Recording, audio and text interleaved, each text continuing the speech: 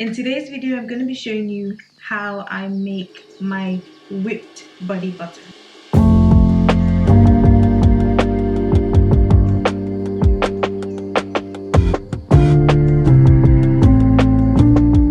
few videos back, I think it was one of my pregnancy videos, I showed you guys a clip of me making my shea butter, which I was planning to use on myself and my baby post-pregnancy.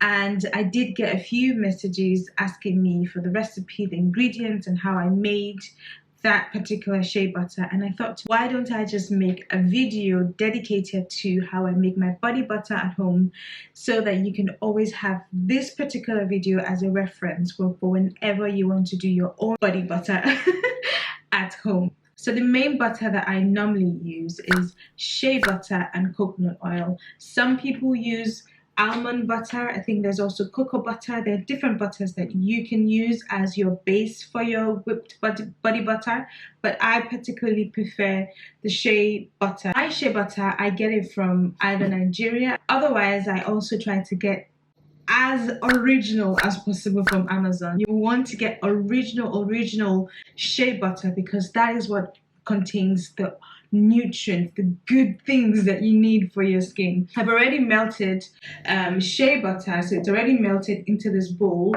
and I also have in here coconut oil. Not everybody loves coconut oil simply because it's not particularly compatible for everybody's skin, so be sure to be careful. If you want to add coconut oil, make sure that it's something that works for your skin, and if it's not something that works for your skin, then feel free to skip this. I'm going to be using castor oil, some jojoba oil, rose oil, here vitamin E oil, I've got neem oil, got some baobab oil, and I've got some essential oils here, which is lavender and bergamot. Now I'm going to tell you in a bit why I use all those oils.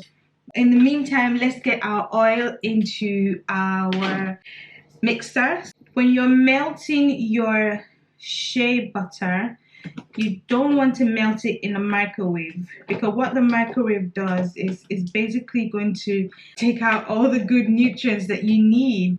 So what you want to do is to take a pot, put some water in it, and then take the bowl where you have your shea butter and your coconut oil or whatever butter that you're using, and just place it on top and just wait for the water to boil. Whilst the water in the pot is boiling, it'll be melting your shea butter. You cannot whip it immediately because it's obviously too warm and too liquid and all that kind of stuff. So what you want to do is either put it in the fridge overnight if you've got that time, which is what I did. I normally will melt it the day before, put it in the fridge, and that's why. And then the first thing the next morning, I bring it out in the fridge from the fridge, so that it's in that kind of nice consistency that you just saw, and then it's ready for whipping. If you've not got that much time, you can just put it in the freezer for 30 minutes or so, let it solidify a little bit more, and then you can start whipping.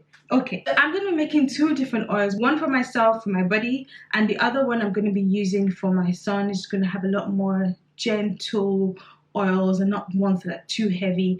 I'm going to be using some rose hip oil. So I'm going to be taking about 1/4 teaspoon, and that's about 1.25 mils.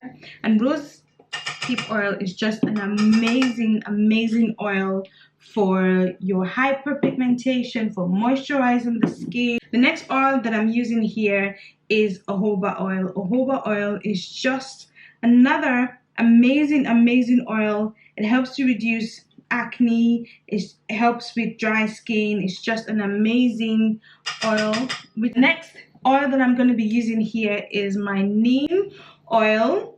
Now this is a new one for me. This is actually my first time using it, and I'm just so excited to be adding this good girl or baddie into my oils.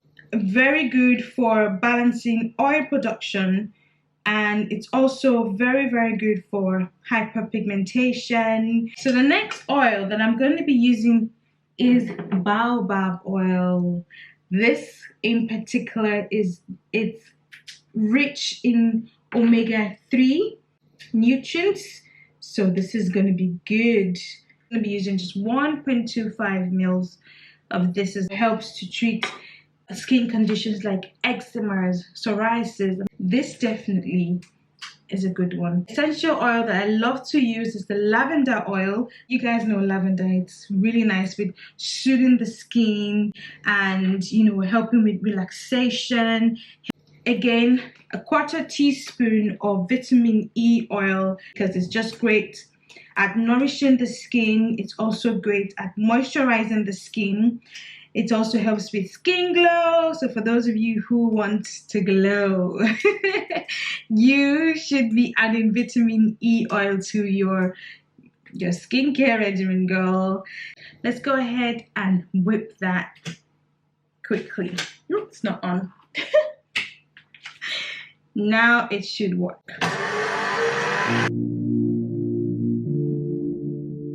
That is just so gorgeous. Whipped. I'm just gonna try a little quickly on my skin. Ooh, this is already, it's already giving what it needs to give. It is already feeling really, really luxe. Okay, so I'm just gonna take a little out of this quickly and just put it into a container, and then we'll come back and add the castor oil. That's the only oil that I'm going to go ahead to further apply. And like I said, the only reason why I'm going in with this one is because this is a heavy oil, so it's rich in moisture, it's rich in hydrating the skin. I'm also going to be going in with bergamot essential oil, and this is just going to give the citrus smell. This is already smelling very rich in lavender, but we're going to add some citrus smell in there just for my body.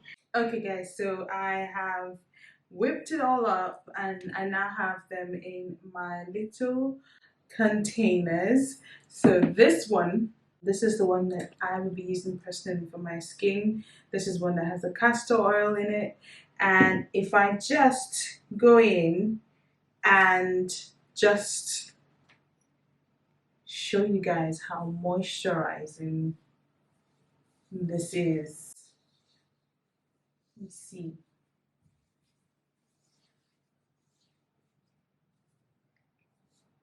That is just super moisturizing. Of course, I know that I've got all the good nutrients in there.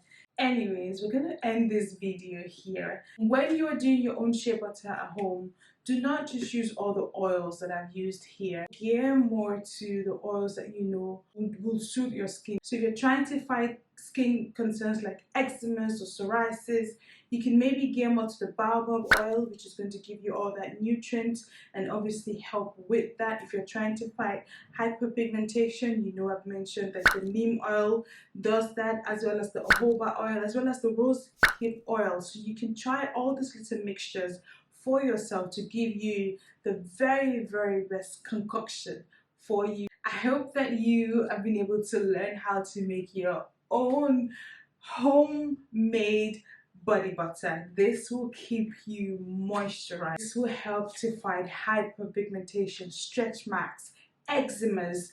These are oils that are here and they are targeting all the skin problems. Therefore, you know that you are getting every single good nutrient for your skin that will obviously also help you to glow better in 2023. Let me know if you do retry this at home.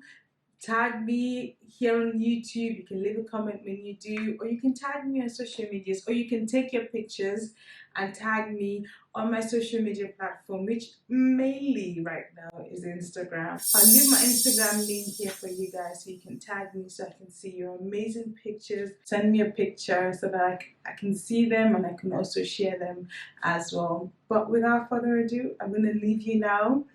Thank you so much for watching my video, and remember, this year we are doing everything to glow, baby. See you in my next video.